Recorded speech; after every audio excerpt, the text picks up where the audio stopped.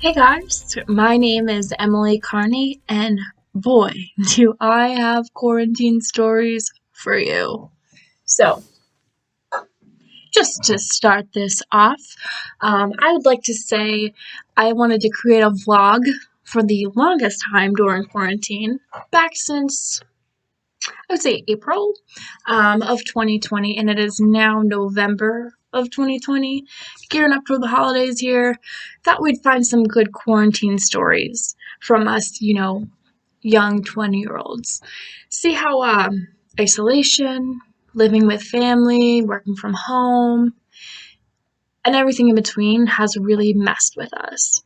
So, I wanted to start with a really good story that one of my former teammates sent me over Twitter the other day when I asked for some, stories here and there. So he presented a really, really good one. At least I thought it was good. I'll try to keep this short-winded, not very short-winded person, so stick with me. So what happened basically was he wanted to try dating during quarantine.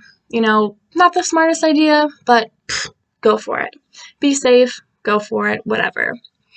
And the girl he asked out was a little nervous about going to restaurants during quarantine, so he's like, I'm gonna whip you up some dinner, we're gonna be eating some good food, and it'll be a cute date.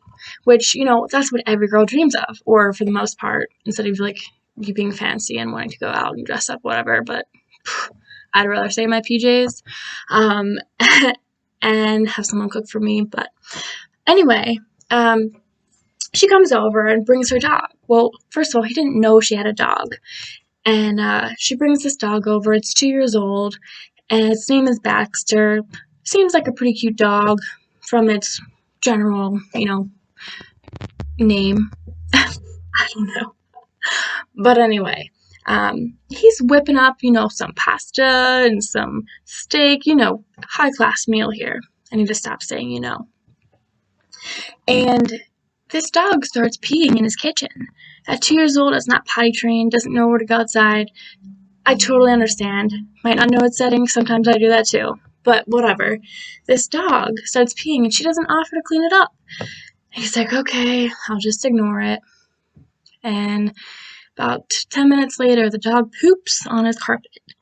And she was like, oh, Baxter. She finally offers to clean up his doo-doo and his pee at that point. She uses some paper towels to clean it up, which, seems fine. Nice method to clean some stuff up off the ground. And she puts the paper towels down the toilet.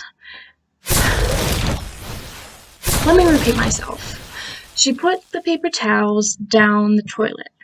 So not only is this toilet clogged with doo-doo, dog doo-doo, which smells awful, and paper towels, it's also clogged, and my friend doesn't happen to have a plunger, which kind of his fault, but whatever.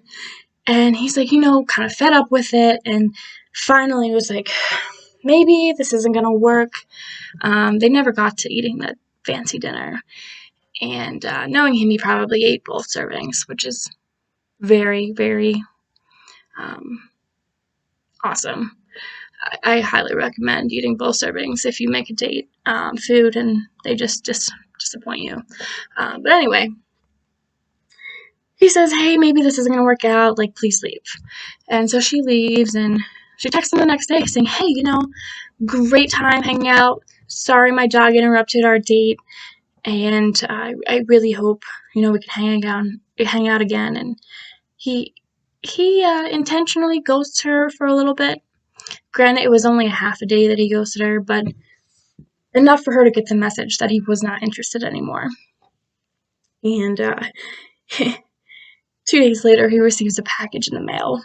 Right to his doorstep, he receives a box of toilet paper, toothbrushes, and toothpaste as an apology. That's nice, but what kind of consolation is that for your dog peeing and pooping all over someone's apartment and then putting paper towels down the toilet? Anyway, so that is just one quarantine story of what I'm assuming there are thousands, hundreds of thousands of quarantine stories, from family feuds to living with your significant other. I want to hear them all. Let me know.